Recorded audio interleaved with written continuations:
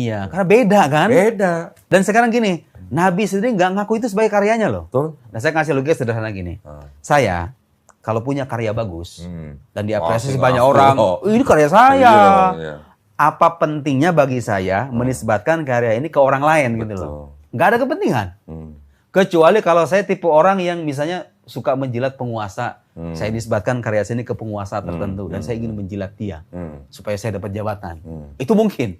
Tapi ngelihat karakter Nabi Muhammad itu sangat jauh sekali loh. Karakter beliau itu yang seperti itu. Ustadz ini kan lulusan Mesir. Saya pengen nanya nih. Dengan segala apa yang saya sudah ketahui tentang Krislamologi. Ada nggak Ustadz di dalam tradisi Islam dari semenjak Nabi hidup bahkan sebelum Nabi lahir, ya kira-kira mungkin Ustadz bisa ambil rentang waktu 100 atau 200 tahun sebelum Nabi lahir lah. Jadi itu budayanya orang Arab gitu maksudnya. Ada nggak budaya orang Arab menulis sesuatu menyadur dari tulisan orang lain? Saya sih nggak mendalami sejarah ya. Nggak mendalami sejarah. Nggak ada ya? Allahu alam. Tapi begini, tradisi kalau soal menyadur ya, bukan soal tradisi menulisnya. Bukan, menyadurnya. Ya, saya nggak tahu. Kan sudah mulai baca. Nah, itu Qadodi yang harusnya ini. Saya pengen tahu justru kalau dari kalangan tradisi Islamnya ada nggak seperti itu gitu.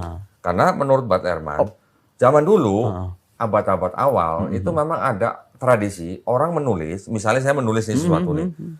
Saya menulis, saya mengaku sebagai Ustadz Nuruddin. Oh gitu. Itu nggak apa-apa, dulunya bukan kriminal. Dulunya gitu. ya. Dulu bukan kriminal. Jadi kalau saya menulis, saya mengaku Ustadz Nuruddin, itu saya belum ditangkap tentara Romawi gitu misalnya. Oh dulu itu ya. Itu yang disebut oleh Bart Ehrman sebagai forgery. Forgery. Ya artinya mungkin pemalsuan, tapi bukan jadi kriminal gitu. Ya, tapi itu budaya yang memang dimaklumi gitu ya. Dimaklumi. Jadi sadur menyadur itu sangat biasa. Itu bisa menjadi alasan keraguan juga kan pada akhirnya.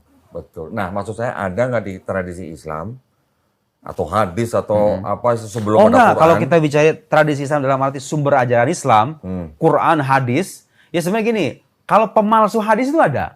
Tapi catatan pentingnya adalah semuanya diverifikasi gitu.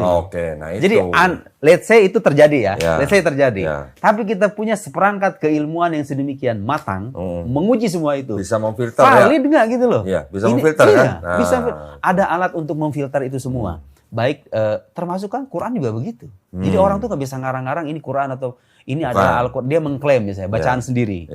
Jadi baca sesuai dengan selera. Nggak bisa. Karena kenapa? Ada mata rantai periwayatan yang sedemikian masif. Kalau Anda salah, itu Muslim sedunia itu bisa protes. Kenapa? Karena ini dihafal gitu.